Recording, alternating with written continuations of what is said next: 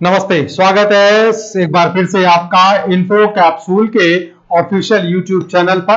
और ढेर सारी क्लासेस अब तक हो चुकी हैं हिस्ट्री और पॉलिटी की, और जो आप लोगों की ओर से रिएक्शन मिल रहे हैं, आप लोगों की ओर से जो प्यार मिल रहा है, उससे देखकर लग रहा है कि कहीं ना कहीं बहुत जल्दी ही हम लोग और बड़े प्लेटफॉर्म पर इसकी शुरुआत कर सकते हैं। बस ये प्यार या आशीर्वाद बनाए रखिएगा, और हम लोग आपके लिए रोज कहीं ना कहीं क्लास प्रोवाइड कराते ही लेकर आ रहे हैं। और आज हम लोग अपने जिस क्लास पर यानी कि जिस एक टॉपिक पर चर्चा करने जा रहे हैं वो है यूनियन एंड इट्स टेरिटरी, यानी संघ और इसके राज्य क्षेत्र, जो कि हमारे संविधान का भाग 1 का हिस्सा है, पार्ट 1 में आता है। और ये 1 से लेकर 4 नंबर यानी 1 to 4 आर्टिकल्स में इसको एक्सप्लेन किया गया है।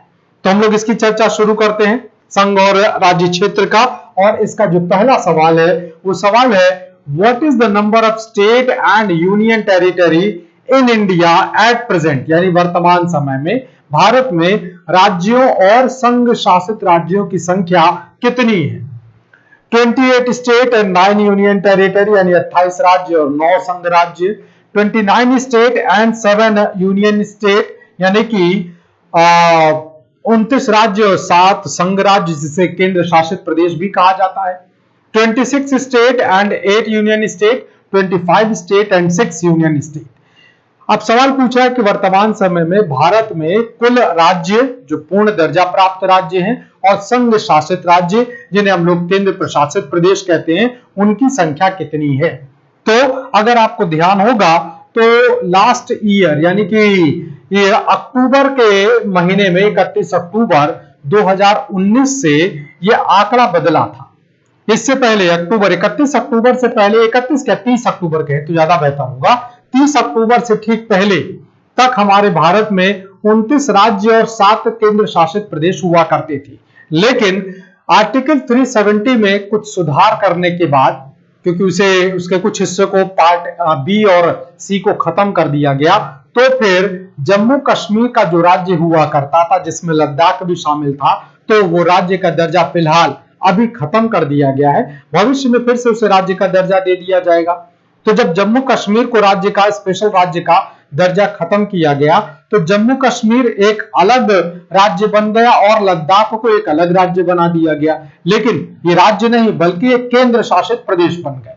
तो जैसे ही जम्मू कश्मीर से राज्य का दर्जा वापस ले लिया गया तो भारत में जो 29 राज्य हम लोग याद करते थे उनकी संख्या हो जाती है 28, जबकि 2 केंद्र शासित प्रदेश जो नए जुड़ गए हैं जिन्हें हम लोग जम्मू और कश्मीर और लद्दाख के नाम पर जानते हैं, तो जैसे ही ये जुड़ गए तो 7 यूनियन टेरिटरी यानी 7 से जो आपके संघ शासित प्रदेश हुआ करते थे उनकी संख्या 2 बढ़कर 9 हो जाती। यानी वर्तमान समय में भारत में कुल मिलाकर अगर बात किया जाए तो 28 राज्य और 9 केंद्र शासित प्रदेश हो जाएंगे। याद रखिएगा, इससे पहले तक हम लोगों के पास 29 राज्य और 7 केंद्र शासित प्रदेश होते थे।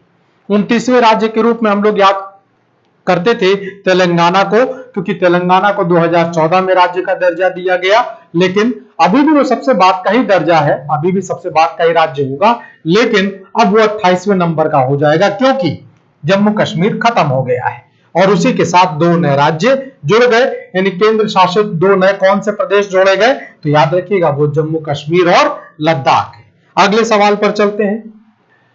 Who has the power to create new state, यानी नए राज्यों के निर्माण की शक्ति किसमें है, संसद, राष्ट्रपति, विधानसभा या राज्यपाल।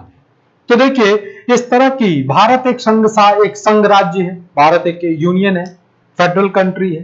तो ऐसे में जो सारी ताकत होगी वो कहीं ना कहीं केंद्र के पास होगी। केंद्र का मतलब हो जाएगा संसद के पास होगा। तो राज्य बनना है, राज्य को किसी दूसरे राज्य में मिलाना है, किसी राज्य की सीमाओं में फेरबदल करना है, उसके नाम को परिवर्तित करना है, इन सब की जो ताकत होती है ये सारी की सारी ताकत हम लोगों के पार्लियामेंट के पास में है। आर्टिकल 3 में ये सारी ताकत दी गई है संसद को। अब संसद से पारित होकर ये सारे के सारे विधेयक यानी किसी राज्य को बनाना है। जैसे अगर 2000 की बात करें तो सन 2000 में 3 राज्य बने थे। उत्तर प्रदेश को अलग करते हुए उत्तराखंड बना था, मध्य प्रदेश को अलग करते हुए छत्तीसगढ़ बना था और बिहार से अलग करके एक राज्य झारखंड बना था। इसी तरह से बात करें 2014 में तो आंध्र प्रदेश से एक अलग किया गया इलाका जिसे हम लोग तेलंगाना के नाम पर जानते हैं। तो ये सारी ताकत आपके संसद के पास होगा। तो ये सब कुछ विधेयक पारित करके संसद से फिर राष्ट्रपति के पास चला जाएगा।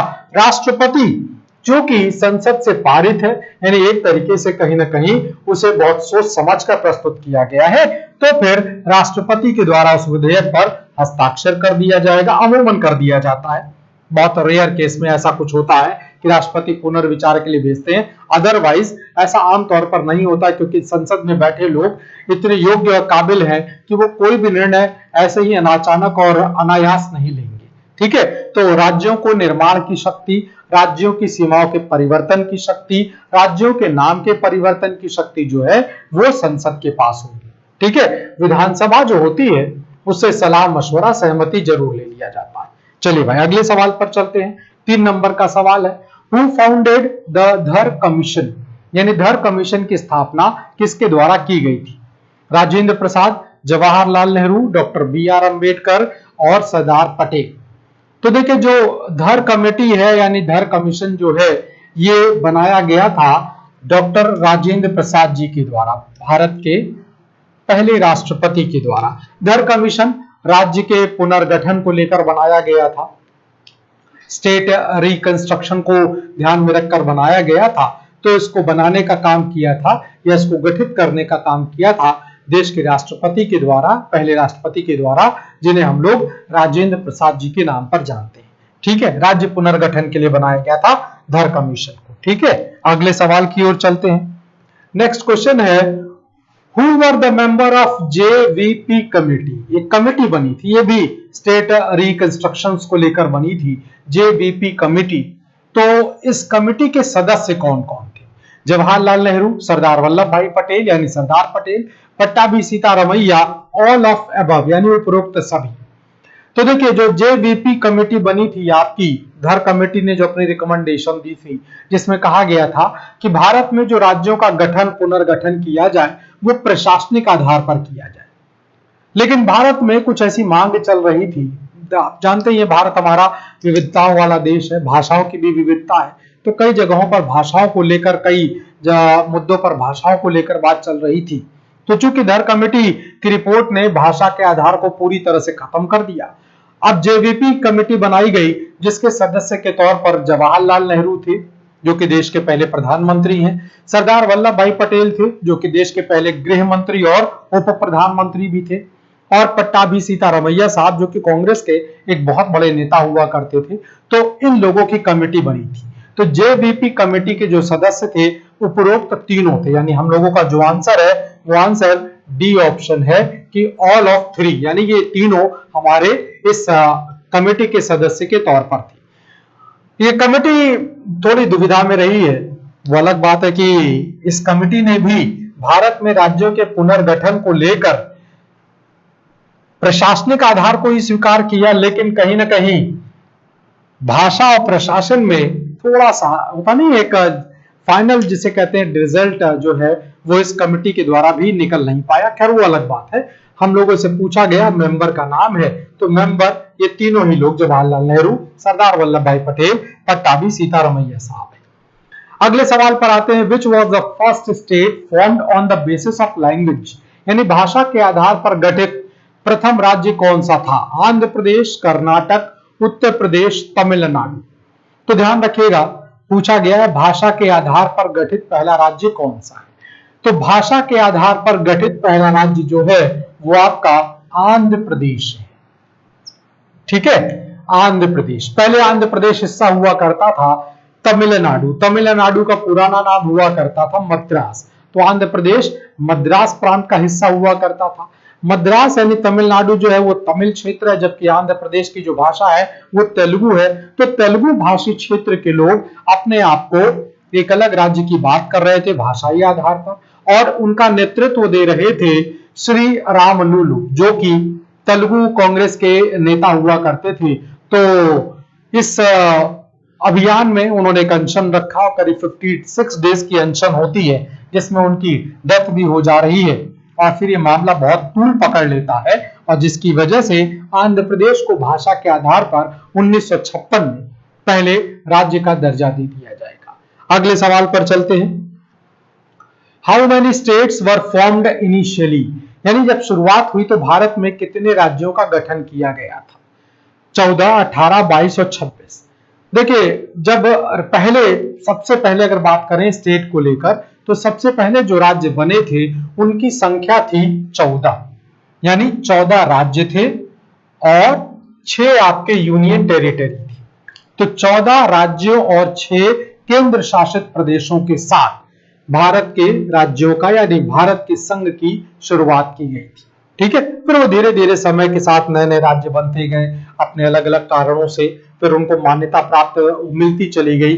वर्तमान समय तक आते आते 28 राज्य और 9 केंद्र शासित प्रदेश हो चुके हैं। ये समय के साथ राज्य आपके बनते चले गए हैं संसद के एक तरीके से मान्यता दे देने के बाद।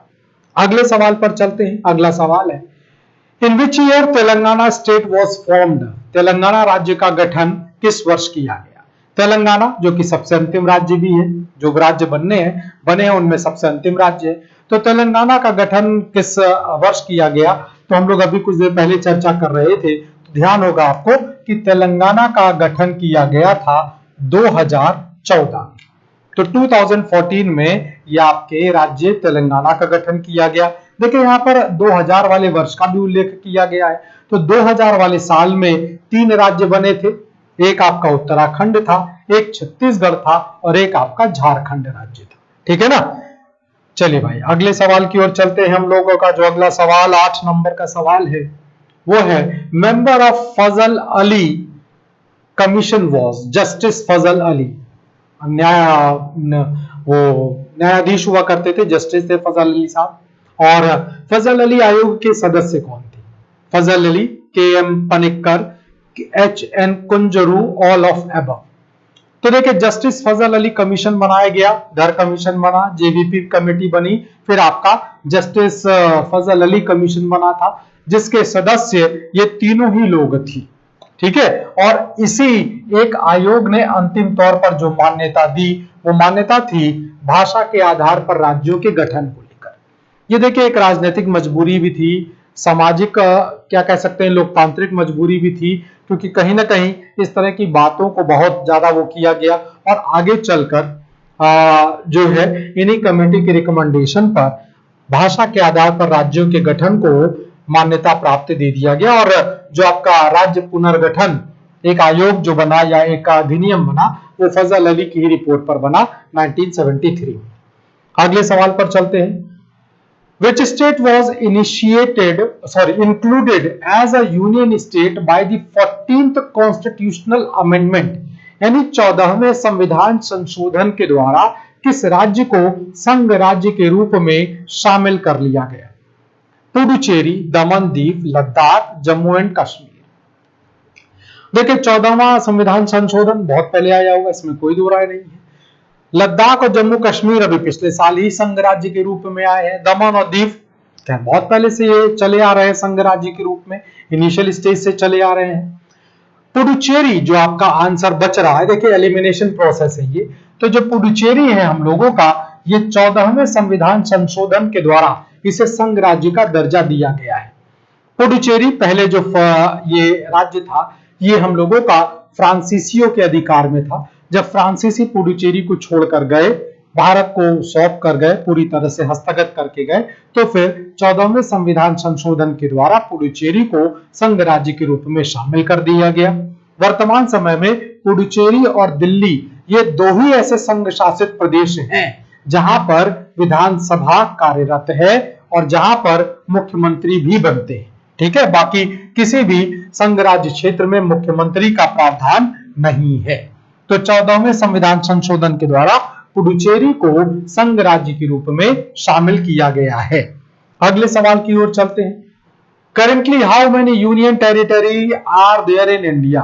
वर्तमान समय में भारत में कुल कितने संघ शासित यानी केंद्र शासित राज्य हैं? 9, 8, 7, 6। तो अभी हम लोग दो बार इस बात की चर्चा कर चुके हैं कि वर्तमान समय में 28 राज्य और 9 केंद्र शासित प्रदेश हैं, जिनमें 8वां जम्मू कश्मीर है, 9वां लद्दाख है। ठीक, तो ये हम लोगों के राज्य और संघ से, यानी संघ और उसके राज्य क्षेत्र से जो पूछे जा सकने वाले सवाल है, जो पूछे जाते हैं, तो कुछ नए भी हैं, कुछ पुराने भी हैं। तो कुल मिलाकर इस तरह से हम लोगों के सवाल पूछे जा सकते हैं, जो हम लोगों ने देखा है। तो आज अब की क्लास यहीं तक रखते हैं।